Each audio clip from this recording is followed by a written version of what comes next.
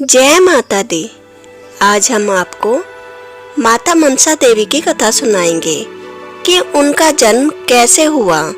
कलयुग की शुरुआत के बाद परीक्षित के पुत्र जन्मेजय को अपने पिता परीक्षित की मौत का बदला लेना था। उसके पिता की हत्या तक्षक नाग ने की थी। नाग जाति से बदला लेने के लिए जन्मेजय ने एक सर्प सत्रह नाम का यज्ञ शुरू किया, जिसमें नागों की बलि की आहुति दी जाती थी। पूरी नाग जाति विलुप्त होने को आई थी। नागों के देवता शेषनाग और वासुकी भी खतरे में थे। अपनी संतानों की हत्या होते देख नागों की माता कादरू अति चिंतित थी। वह तपस्या करने बैठ जाती है और देवी आदिशक्ति से मदद मांगती है। देवी लोक में मां आदिशक्ति अपनी नाग संतानों को कष्ट में देखकर एक निर्णय लेती है और नागों की माता के स्वप्न में प्रकट होती है। हे पुत्री कादरू, तुम कल मिट्टी से एक कन्या की आकृति बनाना। महादेव के सहारे मैं उसमें अपने मनसा देवी रूप में अवतरित होंगे। अगले दिन नागमाता कादरू एक कन्या की आकृति बनाने लगती है।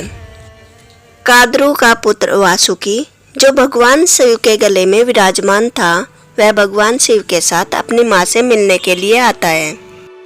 माता, देखिए महादेव आए हैं, इनके स्वागत की तैयारी कीजिए माता। और तभी महादेव की नजर कादरू द्वारा बनाई गई कन्या की आकृति पर पड़ती है। हे देवी कादरू, यह आकृति किसकी है? और तभी भगवान शिव की मानसिक शक्ति उस आकृति में जाकर मिल जाती है और वह कन्या जीवित हो जाती है। हे महादेव, यह तो आपकी ही पुत्री है। मेरी पुत्री? यह तो संभव नहीं है। यह मेरी पुत्री कैसे हो सकती है? प्रणाम पिताश्री, मैं आपकी ही पुत्री हूँ। मैं आपकी मानसिक शक्ति से प्रकट हुई हूँ, इसलिए मेरा नाम है मनसा। भगवान शिव को यह समझ आ जाता है कि वह उनकी ही पुत्री है। चलो पुत्री मनसा, अब तुम हमारे साथ कैलाश चलो। वहाँ मैं तुम्हें तुम्हारी माँ से भी मिलवाऊंगा। और जब भगवान शिव और देवी मनसा कैलाश पहुँचते हैं, वे मनसा से कहते हैं, पुत्री मनसा, मैं ध्यान लगाने जा रहा हूँ। आकर मैं तुम्हें तुम्हारी माँ से मिलवाऊंगा। देवी मनसा बहुत देर तक भगवान शिव का इंतजार करती रहती है, लेकिन जब काफी देर तक भगवान शिव वापस नहीं आते तो वे जिज्ञासु हो जाती है। कितना सुंदर है ये पर्वत। जब तक पिताश्री वापस आते हैं तब तक यहाँ मैं टहल लेती हूँ। और टहलते टहलते देवी मनसा माँ पार्वती के भवन में पहुँच जाती है और उनकी नज़र माता पार्वती पर पड़ती है, जो शिवलिंग की पूजा कर रही थी। कितनी सुंदर देवी है ये अवश्य मेरी माँ होगी। मैं जाकर इनसे मिलती हूँ। माता, मैं आपकी पुत्री मनसा। और माँ पार्वती का ध्यान टूट जाता है। उनकी नज़र देवी मनसा पर पड़ती है और माता पार्वती की मानसिक सिद्धि से उन्हें देवी मनसा के जन्म का रहस्य पता चल जाता है। असंभव, यह कन्या तो महादेव और देवी कादरू की है। महादेव ने मुझे धोखा दिया है। उन्होंने किसी अन्य स्त्री के साथ पुत्री कैसे जनी? और माता पार्वती चंडी रूप में आ जाती है। वहीं रुक जाओ कन्या, एक कदम आगे नहीं बढ़ना चाहिए। परंतु माँ, आप ऐसा क्यों कह रही है? मैं तो आपकी ही पुत्री हूँ। मेरी पुत्री? तुम मेरी पुत्री नहीं, तुम कादरू की पुत्री हो। माता, आप तो जगदम्बा है। इस संसार में ऐसा कौन है जो आपकी संतान नहीं है? मैं भी तो आपकी ही पुत्री हुई माता। कन्या, तुम महादेव का मुझे दिए हुए धोखे का प्रतीक हो, इसलिए तुमसे मुझे कोई मोह नहीं है। लगता है माता गुस्से में आ गई है। जैसे महादेव ने उन्हें काली रूप में शांत किया था, वैसे ही मैं उनके चरणों में गिरकर उन्हें शांत कर देती हूँ। एक माता अपनी संतान को कभी नहीं ठुकराएगी और जैसे ही देवी मनसा एक कदम आगे उठाती है, माँ पार्वती उनकी ओर अपना त्रिशूल फेंक देती है। माता पार्वती का त्रिशूल मनसा देवी की बाईं आंख पर जाकर लगता है। पिताश्री, पिताश्री, बचाइए! और तभी महादेव माँ पार्वती के भवन पहुंच जाते हैं। रुक जाओ पार्वती, वह हमारी पुत्री मनसा है। और महादेव के आशीर्वाद से मनसा देवी की बाईं आंख ठीक हो जाती है। महादेव, आप मुझे धोखा कैसे दे सकते हैं? आपने देवी कादरू के साथ यह पुत्री कैसे जनी? गौरी, तुम्हें मुझ पर विश्वास नहीं है? मैं तुम्हें कभी धोखा नहीं दूंगा। जितना मुझे आप पर विश्वास है उतना अपनी सिद्धियों पर भी है। मेरी सिद्धियां मुझे ये बता रही है ये देवी कादरू की पुत्री है। चलो मनसा, पार्वती अभी क्रोधित है, उनका मन शांत होने के लिए हमें उन्हें समय देना चाहिए। और मनसा देवी कैलाश पर ही अपना भवन स्थापित कर वहां पर भगवान शिव की पूजा आराधना करने लगती है। एक दिन माता पार्वती उनके भवन में देवी लक्ष्मी और सरस्वती के साथ पहुंचती है। मनसा, क्या मैं अंदर आ सकती हूँ पुत्री? अवश्य माता, आइए, पधारिए। प्रणाम देवी सरस्वती, प्रणाम देवी लक्ष्मी। पुत्री, उस दिन मुझे क्रोधित होने के लिए क्षमा करो। तुम्हारे साथ ऐसा व्यवहार मुझे कदापि नहीं करना चाहिए था। अरे माता, आप मुझसे क्षमा न मांगिए, आप मेरी माँ हैं। आज मैं कैलाश पर सभी देवी देवताओं को भोजन करवा रही हूँ, तुम भी अवश्य आना। नहीं माता, आज मेरा महादेव का व्रत है। पुत्री, क्या तुम मेरे प्रस्ताव को ठुकरा रही हो? जब महादेव खुद भोजन करेंगे तो तुम क्यों व्रत करोगे? माता, मैंने व्रत का प्रण लिया है, क्षमा करना, मैं उसे तोड़ नहीं सकती। पुत्री मनसा, अपनी माता की बात को ठुकराते नहीं हैं। महादेव तुम्हारे व्रत तप से ज्यादा देवी पार्वती की आज्ञा मानने से प्रसन्न होंगे। क्षमा करे देवियों, यह बात महादेव को प्रसन्न करने की नहीं परंतु मेरे प्रण की है। माता, अगर आप चाहे तो भोजन परोसने में मैं आपकी मदद कर सकती हूँ। अब तुम जैसा चाहो मनसा, मैं तुम्हें रोकूंगी नहीं। और चारों देवियां भोजशाला में पहुंचती हैं। त्रिदेवी के पहुंचते ही जय जयकार होने लगती है। जय देवी पार्वती, जय देवी सरस्वती, जय देवी लक्ष्मी। हे त्रिदेवियों, आपकी उपस्थिति से हम धन्य हो गए। आप ही ये त्रिशक्ति है जिसके आधार पर ये संसार चलता है। त्रिदेवियों का इतना आदर सत्कार होते देखकर देवी मनसा को ईर्ष्या होने लगती है। क्या हुआ मनसा, तुम किसी दुविधा में लग रही हो? भ्राता गणेश, इन त्रिदेवियों का लोग कितना आदर सत्कार कर रहे हैं परंतु किसी ने मेरी तो एक बार भी जय जयकार नहीं की। अरे मनसा, वे त्रिदेवी है, उनकी बराबरी कौन कर सकता है? परंतु भ्राता, आपकी भी तो जय जयकार होती है। भ्राता कार्तिकेय का भी सब कितना आदर सत्कार करते हैं, फिर मेरा क्यों नहीं? अरे मनसा, देखो ना, हम भक्तों को कुछ ना कुछ देते हैं। जैसे त्रिदेवियाँ, सरस्वती माँ सबको ज्ञान प्रदान करती है और लक्ष्मी माँ सबको धन प्रदान करती है और माता शक्ति देती है। और वैसे ही मैं विघ्न हरता हूँ, सबके विघ्न हर लेता हूँ और भ्राता कार्तिकेय तीनों लोगों की रक्षा करते हैं। पर तुम क्या करती हो? तुम्हारे पास क्या भिन्न शक्ति है? मेरे पास? हाँ, मैं विष हरी हूँ, मैं किसी का भी विष हर सकती हूँ। अब विष के भिन्न भिन्न अर्थ है, जैसे मैं सबके जीवन में से बुराई, कठिनाई और सारी परेशानियां हर लेती हूँ। परंतु मनसा, जब तक तुम कोई लीला करके लोगों को नहीं दिखाओगी कि तुम्हारे पास क्या क्या शक्तियां हैं, तब तक वो तुम्हारी जय जयकार क्यों करेंगे? भ्राता, आपने बात तो सही कही है। मैं भी कोई लीला करके देवी सरस्वती और देवी लक्ष्मी की तरह महान देवी बन जाऊंगी। और देवी मनसा माँ पार्वती की भोजन बनाने में मदद करने के लिए उनके पास चली जाती है। वहाँ वे देखती है कि माता पार्वती भांग का लेप बना रही थी। माता, ये लेप किस लिए है? यह लेप मेरे स्वामी के लिए है। उनके कंठ में जो हलाहल विष से जलन होती है, उसे शांत करने के लिए मैं ये लेप बनाती हूँ। विष से जलन? अगर आप चाहे तो मैं उसे शांत कर सकती हूँ। पुत्री, वह हलाहल विष है। वह सबसे भयंकर विष है। उसे कोई भी शांत नहीं कर सकता। परंतु माता, मेरे पास ये विशेष शक्ति है। मैं वह विष हर सकती हूँ। मनसा, समुद्र मंथन के दौरान जब हलाहल विष निकला था, तब सब देवताओं ने कहा था कि उसे महादेव के बगैर और कोई ग्रहण नहीं कर सकता। क्या तुम ये कहना चाहती हो तुम महादेव कितने महान हो? और माता पार्वती की बात सुने बगैर ही मनसा देवी भवन की ओर चली जाती है। पिताश्री, पिताश्री, अगर आप चाहे तो मैं आपका हलाहल विष हर सकती हूँ। मनसा, तुम ये कैसी बातें कर रही हो? वह विष बहुत ही भयंकर विष है। परंतु अशोक सुंदरी दीदी, मेरी शक्ति यही है कि मैं उस विष को हर सकती हूँ। पुत्री मनसा, अगर तुम्हें लगता है कि तुम उस विष को हर सकती हो, तो तुम एक बार प्रयास कर सकती हो।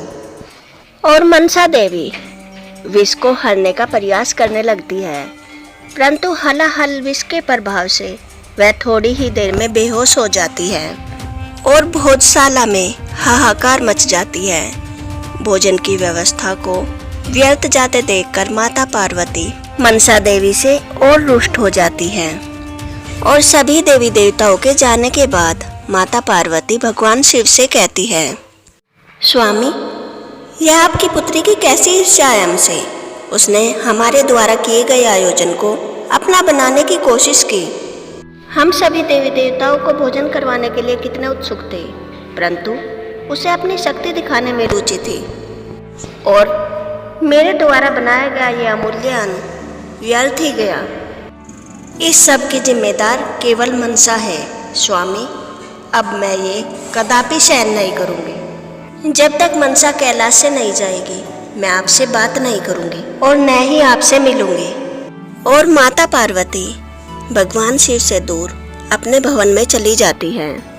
और भगवान शिव ऐसी दुविधा में फंसकर वे निर्णय लेते हैं कि अब वे ध्यान लगाएंगे और अपनी पुत्री और पत्नी के वाद विवाद से दूर रहेंगे। और ऐसे ही दिन बीत जाते हैं। माता पार्वती ने भगवान शिव के कंठ पर कई दिनों से लेप नहीं लगाया था और हलाहल विष का प्रभाव धीरे धीरे असहनीय होने लगता है।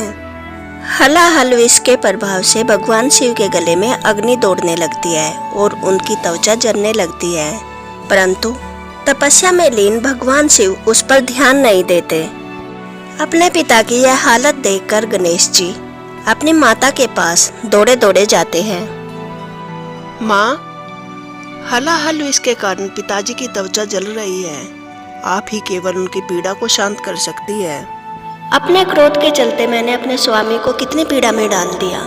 मुझे तुरंत जाकर उनकी सहायता करनी होगी। और माता पार्वती अपने शीतला देवी रूप में आ जाती है और वे भगवान शिव के ध्यान स्थल की ओर जाने लगती है। और उनके पहुंचने से पहले मनसा देवी वहां पहुंच जाती है। अपने पिता को पीड़ा में देखकर मनसा देवी घबरा जाती है। पिताजी की इतनी पीड़ा का कारण मैं ही हूँ। अगर उस दिन मैं माता के आयोजन को खराब न करती तो पिताजी को इतनी पीड़ा न झेलनी पड़ती। और मनसा देवी फिर से भगवान शिव के विष को ग्रहण करने लगती है। हलाहल विष की पीड़ा असहनीय होते हुए भी मनसा देवी सारा का सारा हलाहल विष अपने अंदर ग्रहण कर लेती है। उनकी त्वचा नीली पड़ जाती है और भगवान शिव हमेशा हमेशा के लिए हलाहल विष की पीड़ा से मुक्त हो जाते हैं। ये देवी देवता इतना महान चमत्कार देखकर हैरान हो जाते हैं। वह हलाहल विष जिसे कोई भी ग्रहण नहीं कर सकता था, मनसा देवी ने पूरे हलाहल विष को ग्रहण करके भगवान शिव को उन्हें पीड़ा से सदैव के लिए मुक्ति दे दी। तभी माता पार्वती वहां पहुंचती है और उस दृश्य को देखती है। उनके जगह मनसा देवी को भगवान शिव की पीड़ा हरते देखकर माँ पार्वती को लगता है कि मनसा देवी उनकी जगह लेना चाहती है और क्रोध में माँ पार्वती बगलामुखी रूप में आ जाती है। अनगिनत सूर्यों के तेज वाली माता की आंखों की नजर से माँ मनसा देवी स्तंभ पड़ जाती है। मनसा देवी का शरीर हिलना डुलना बंद हो जाता है और तभी भगवान शिव अपनी तपस्या से उठ जाते हैं। रुक जाओ पार्वती, मनसा को अपनी स्तंभना से मुक्त कर दो। स्वामी, यह कन्या मेरा स्थान लेना चाहती है, मैं ये कदापि सहन नहीं करूंगी। शांत हो जाओ पार्वती, ये तुम्हारा क्रोध सही नहीं है। अब कृपा करो और मनसा को अपनी स्तंभना से मुक्त कर दो। सिर्फ एक शर्त पर, मनसा कैलाश पर्वत पर नहीं रहेगी। जैसा तुम चाहो पार्वती, अब मनसा को अपनी स्तंभना से मुक्त कर दो। और माँ पार्वती अपनी स्तंभना शक्ति का प्रभाव मनसा के ऊपर से हटा लेती है। भगवान शिव मनसा देवी को कैलाश से दूर लेकर चले जाते हैं। पुत्री मनसा, मुझे क्षमा करना, परंतु आज के बाद तुम कैलाश पर नहीं रह सकती और ना ही मुझसे और अपने माता से मिल सकती हो। और भगवान शिव की आंखों से एक आंसू छलकता है और उससे एक पुरुष बन जाता है। पुत्री, यह है नीतो। यह अत्यंत ही बुद्धिमान है और यह तुम्हारा मंत्री बनकर तुम्हारी सहायता करेगा। प्रणाम देवी मनसा। प्रणाम नीतो। और भगवान शिव मनसा देवी और नीतो को उस पेड़ के नीचे छोड़कर अंतर ध्यान हो जाते हैं। देवी मनसा, मैं आपकी क्या सहायता कर सकता हूँ? आपकी क्या इच्छा है, बताइए। नीतो, मेरी केवल एक ही इच्छा है कि देवी सरस्वती और देवी लक्ष्मी की तरह मेरी भी पूजा हो। मैंने पूरा का पूरा हल विष ग्रहण कर लिया, फिर भी मेरी कोई पूजा आराधना नहीं करता है। मनसा देवी, आपको महादेव और पार्वती दोनों ने ही अकेला छोड़ दिया है। अब इन दोनों के अलावा एक ही देवता है जो आपकी मदद कर सकता है और वह है भगवान विष्णु। उनके श्री कृष्ण रूप में वह बहुत ही सौम्य है और उस रूप में वे हर किसी की इच्छा बहुत ही जल्दी पूरी करते हैं। गोलोक में श्री कृष्ण राधा रानी के साथ निवास करते हैं। हम वहाँ पर चलते हैं। मनसा देवी और नीतो गोलोक की यात्रा पर चल देते हैं। गोलोक में भगवान कृष्ण और राधा रानी की आरती चल रही थी। मनसा देवी भी आरती में सम्मिलित हो जाती है। राधा रानी मनसा देवी को देखकर खुश हो जाती है और उन्हें अपने पास बुलाती है। मनसा, मेरे पास आओ। कैसे आना हुआ तुम्हारा पुत्री?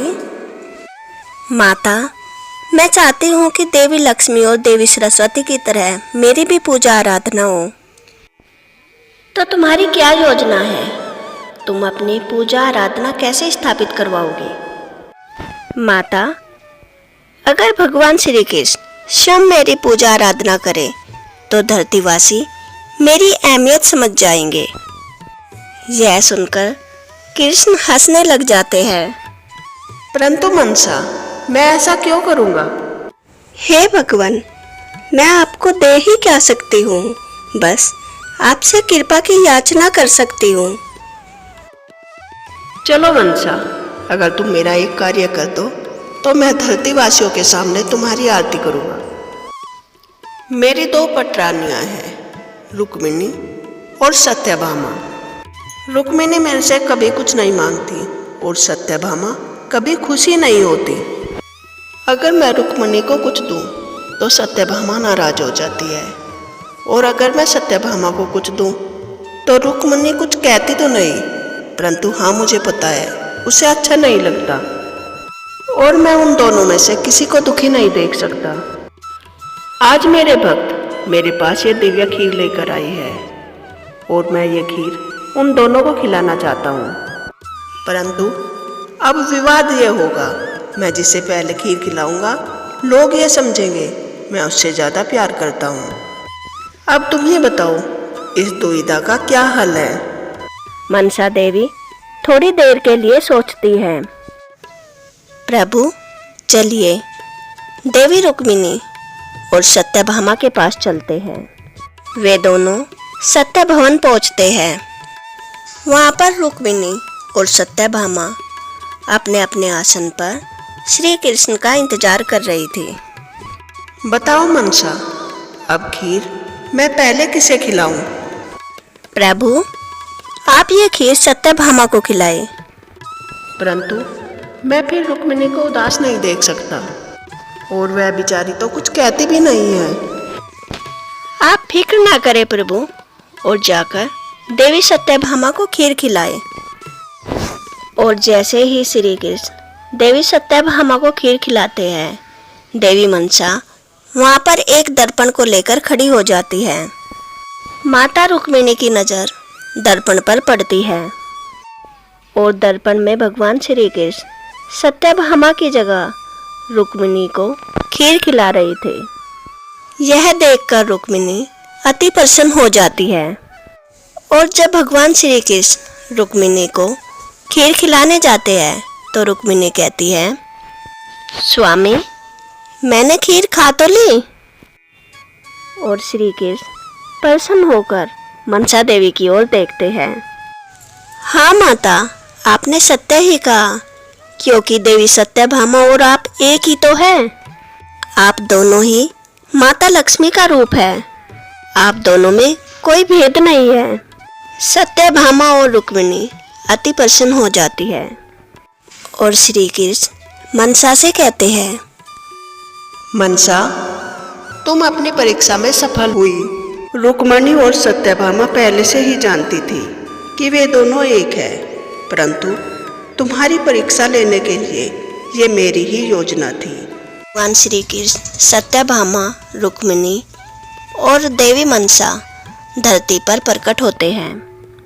सभी धरतीवासी इस चमत्कार को देखकर हैरान हो जाते हैं। सत्यभामा मनसा देवी को फूल की माला पहनाती है और रुक्मिणी उनके तिलक लगाती है। और फिर सभी के सामने भगवान श्री कृष्ण देवी मनसा की आरती करते हैं।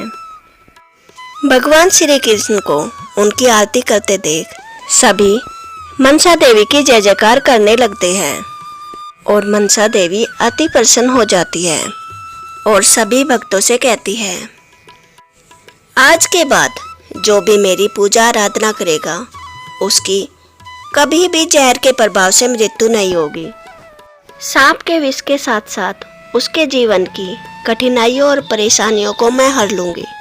और बाद में देवी मनसा का पुत्र अस्तिका सर्प सत्रह यज्ञ का अंत करता है और तब से देवी मनसा की पृथ्वी पर पूजा होने लगती है।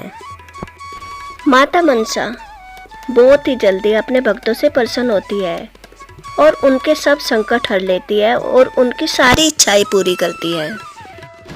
अगर आपको नवरात्रि स्पेशल मनसा देवी की यह कथा अच्छी लगी हो तो ऐसी ही और कथाएं सुनने के लिए मेरे चैनल को सब्सक्राइब करें और वीडियो को लाइक करें। जय माता दी, जय मां तारा देवी।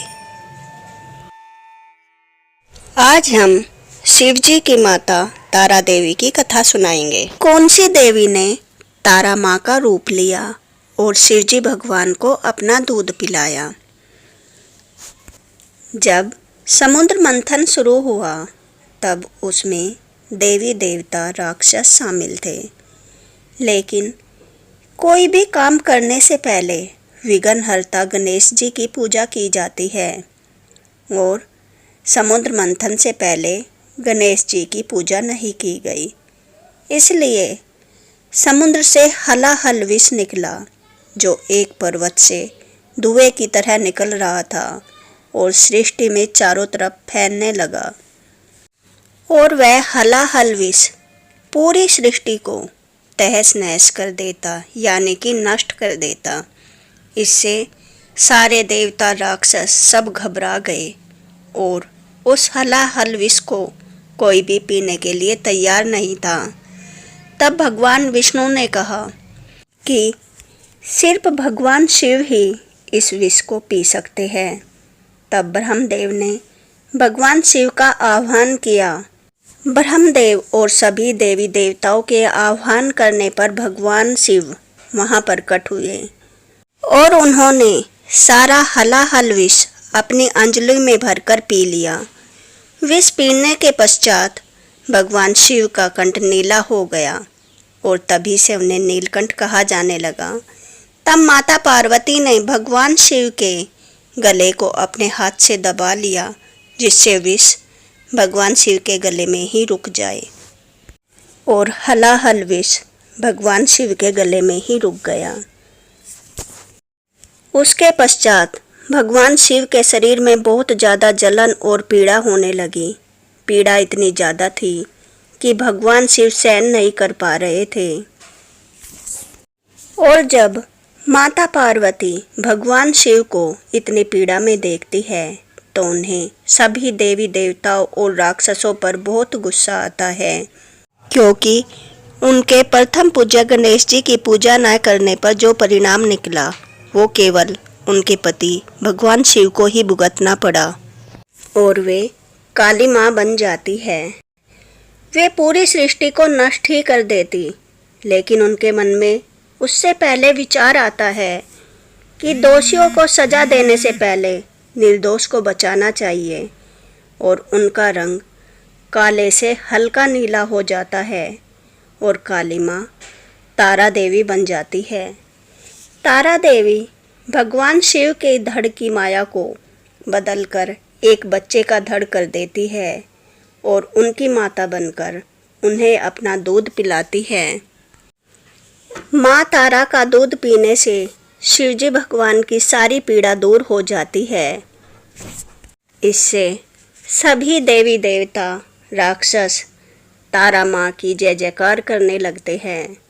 उसके पश्चात देवी तारा माँ शिवजी भगवान को पहले जैसी काया प्रदान करती है और वे अपने पहले वाले रूप में आ जाते हैं और खुद पार्वती माँ के रूप में आ जाती है।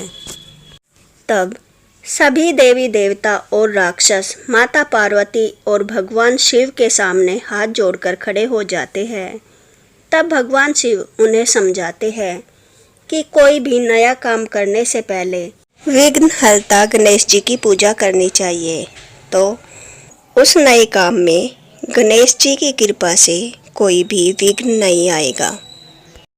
तो दोस्तों, कैसी लगी आपको ये कथा, जिसमें माँ काली ने किस तरह से तारा देवी का रूप लिया और भगवान शिव की माता बनकर उन्हें अपना दूध पिलाया। आपको अगर यह कथा पसंद आई हो और आप ऐसी ही कथाएं सुनना चाहते हैं तो ये वीडियो लाइक करें और मेरे चैनल को सब्सक्राइब करें। Thanks for watching. जय माता दी।